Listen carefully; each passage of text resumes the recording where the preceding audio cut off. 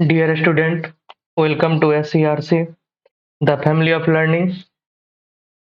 आज हम आपके साथ जुड़े हैं बिहार बोर्ड में हर बार पूछे जाने वाले सबसे महत्वपूर्ण प्रश्न के साथ।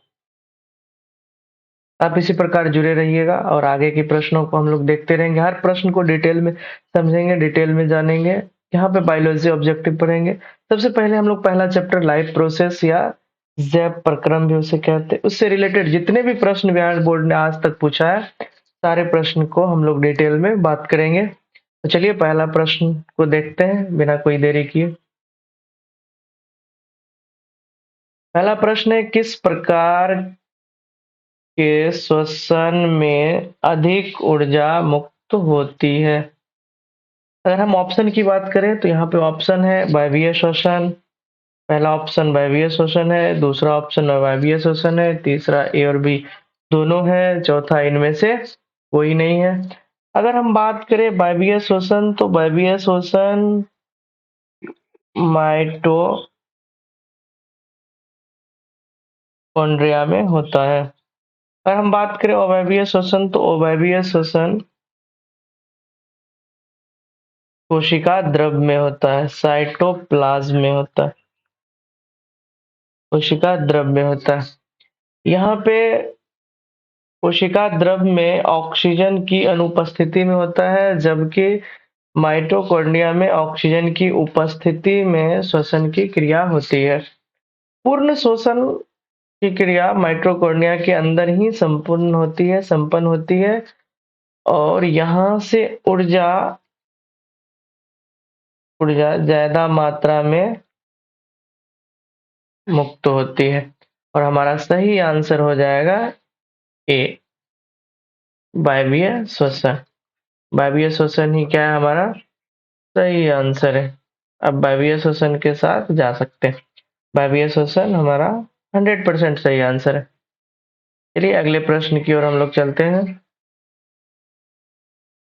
अगला प्रश्न है, स्वपोषी पोषण होता है। अब हम लोग देखेंगे आंसर में। ऑप्शन में है पौधों में, कवक में, कुछ प्रोटिस्टा में, ए और सी में। अगर हम पौधों की बात करें तो पौधों में स्वपोषी पोषण ही होता है 100%। कवक में स्वपोषी पोषण नहीं होता है, ये परपोषी होते हैं या मृतोपजीवी होते हैं, ये ऑप्शन सही नहीं होगा। हाँ, कुछ प्रोटिस्टा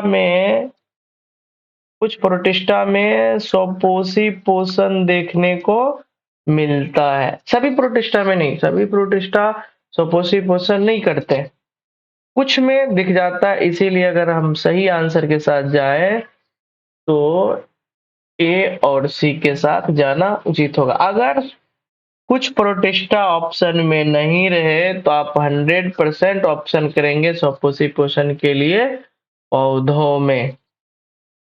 कहाँ करिएगा आंसर? पौधों में। चलिए तीसरा प्रश्न की ओर हम लोग चलते हैं, देखते हैं। तीसरा प्रश्न है, ग्लाइकोलाइसिस होता है। सारे प्रश्न इंपोर्टेंट है, बिहार बोर्ड में हूबहू प्रश्न ऐसे ही पूछे जाते हैं और हर बार पूछे जाते हैं। आप बस जुड़े रहिए, समझते रहिए, चीजों को रिवीजन करते रहिए।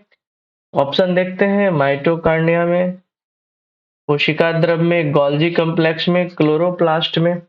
अगर हम बात करें माइटोकॉन्ड्रिया में श्वसन की संपूर्ण प्रक्रिया संपन्न हो जाती है माइटोकॉन्ड्रिया के अंदर, लेकिन ग्लाइकोलाइसिस की जो प्रोसेस होती है वो होती है कोशिका द्रव के अंदर। यानी कि जैसे ही ग्लूकोज कोशिका द्रव के अंदर पहुंचेगा, वो टूटेगा पायरुवेट में, दो अणु पायरुवेट में टूटेगा और ऑक्सीजन की अनुपस्थिति में ये काम होता है। तो ऑक्सीजन की अनुपस्थिति में ग्लाइकोलाइसिस की प्रोसेस कोशिका द्रव में ही होती। हमारे मांसपेशियों में लैक्टिक अम्ल बन जाता है। किण्वन की प्रोसेस ईस्ट में हो जाता है। अगर हम गोल्जी कॉम्प्लेक्स की बात करें तो गोल्जी कॉम्प्लेक्स में ऐसी कोई भी प्रोसेस नहीं होती है। क्लोरोप्लास्ट में भी ऐसा कुछ देखने को नहीं मिलता है। तो सही आंसर बी हो जाएगा। चलिए आगे प्रश्न को हम लोग देखते हैं। कौन सा एंजाइम वसा पर क्रिया करता है? कौन सा एंजाइम वसा पर क्रिया करता है? ऑप्शन को हम लोग देख लेते हैं। पहला है एमाइलेज, दूसरा है ट्रिप्सिन, तीसरा है पेप्सिन, चौथा है लाइपेज। अगर हम एमाइलेज की बात करें तो एमाइलेज स्टार्च को बदल देता है शर्करा में। किस में बदल देता है? शर्करा में बदल देता है, यानी कि माल्टोस में बदल देता है। अगर हम ट्रिप्सिन की बात करें तो ट्रिप्सिन प्रोटीन को बदल देता है पेप्टाइड में।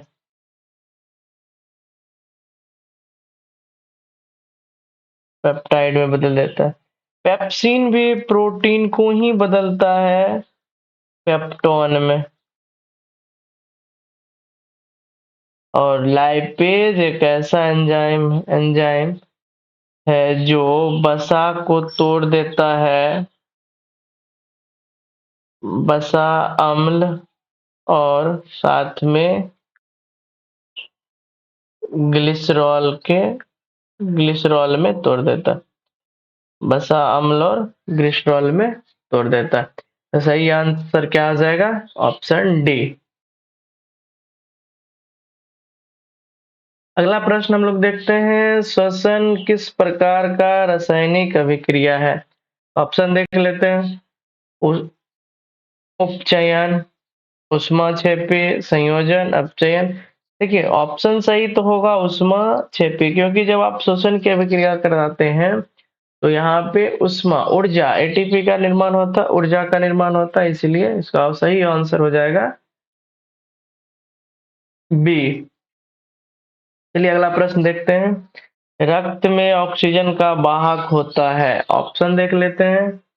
Haemoglobin, oxytocin, thyrotropin, insulin. Insulin तो रक्त में शर्करा को नियंत्रित करता है, यानी ग्लूकोज को नियंत्रित करता है। ऑक्सीटोसिन फीमेल हार्मोन होते हैं, बर्थ हार्मोन होते हैं, इसे दूसरा नाम बर्थ हार्मोन भी कहा गया। हीमोग्लोबिन को ही हम लोग क्या बोलते हैं? ऑक्सीजन वाहक बोलते हैं, क्योंकि हीमोग्लोबिन ही ऑक्सीजन के साथ जुड़कर ऑक्सी हीमोग्लोबिन बना लेता है, फिर ये पूरे शरीर में हर एक कोशिका के पास पहुंचा देता है ब्लड। तो रक्त में ऑक्सीजन का वाहक हीमोग्लोबिन ही होता है, तो ऑप्शन नंबर आपका सही हो जाएगा ए। चलिए अगले प्रश्न को हम लोग क्या करते हैं, देखते हैं। ग्रहणी भाग है इसका, ये सबसे पहले हम देखेंगे ग्रहणी है क्या। तो ग्रहणी आहार नाल का हिस्सा है। किसका हिस्सा है? आहार नाल का, डाइजेस्टिव सिस्टम का हिस्सा है। अगर हम ऑप्शन देख लें तो पहला है बड़ी आंत, लार्ज इंटेस्टाइन, छोटी आंत, स्मॉल इंटेस्टाइन, मुख गुहा, बक्कल कैविटी, आमाशय स्टोमक। तो हम बात करें मुख गुहा से, अगर शुरू करें तो मुख गुहा में होते हैं दांत, जीभ और लार ग्रंथि। अमाशय में भोजन कुछ देर ठहरता है। यहाँ पे पाचन की जठर रस होते हैं, जहाँ पे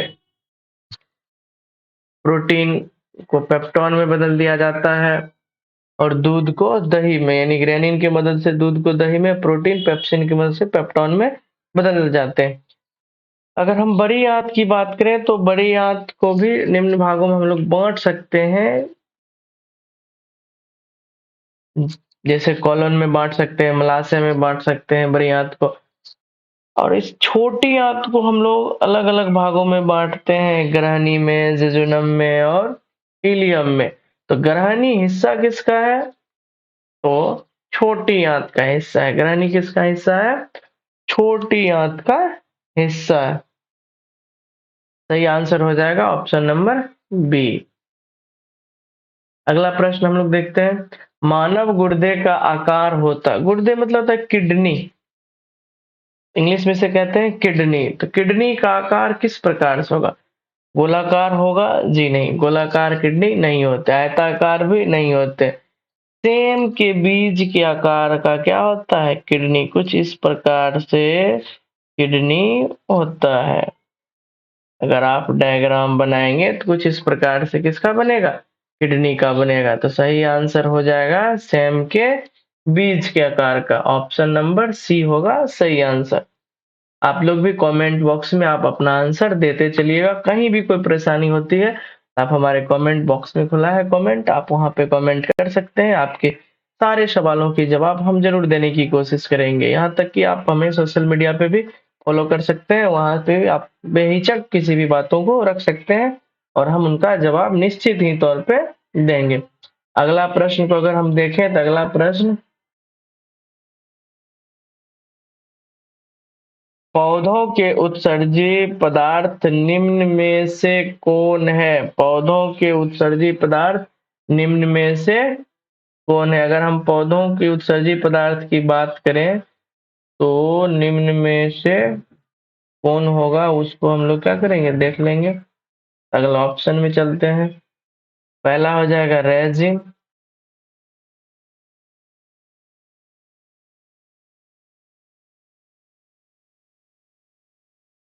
पहला ऑप्शन है रेजिन, दूसरा है गोंद, तीसरा है टेनिन, चौथा इनमें से कोई, इनमें से सभी। देखिए रेजिन भी पौधे का उत्सर्जी पदार्थ है, गोंद भी उत्सर्जी पदार्थ है, टेनिन भी उत्सर्जी पदार्थ है, इसीलिए ऑप्शन नंबर डी इसका क्या हो जाएगा, सही आंसर होगा। और लास्ट प्रश्न, आज के लिए 10 ही प्रश्न देखेंगे आज के लिए। तो आज का लास्ट प्रश्न है, मानव हृदय में कोष्ठकों की संख्या कितनी है? अगर हम ऑप्शन देखें तो पहला ऑप्शन है 5, दूसरा है 2, तीसरा है 4, चौथा है 3। अगर हम बात करें मछली की, अगर हम बात करें मछली की, तो मछली में हृदय की संख्या 2 होती है। अगर हम उभयचर की बात करें, उभयचर की बात करें तो उभयचर में हृदय की में कोष्ठकों की संख्या 3 होती है। अगर हम रेप्टेलिया की बात करें, रेप्टेलिया में भी हृदय की संख्या 3 होती है।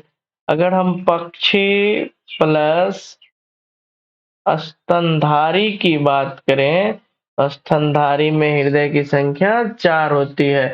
और मानव भी क्या है, स्तनधारी है। मानव भी क्या है, स्तनधारी। तो मानव के भी हृदय में क्या होंगे, 4 होंगे। तो हम लोग का सही आंसर हो जाएगा 4। हम लोग सही आंसर 4 के साथ जाएंगे।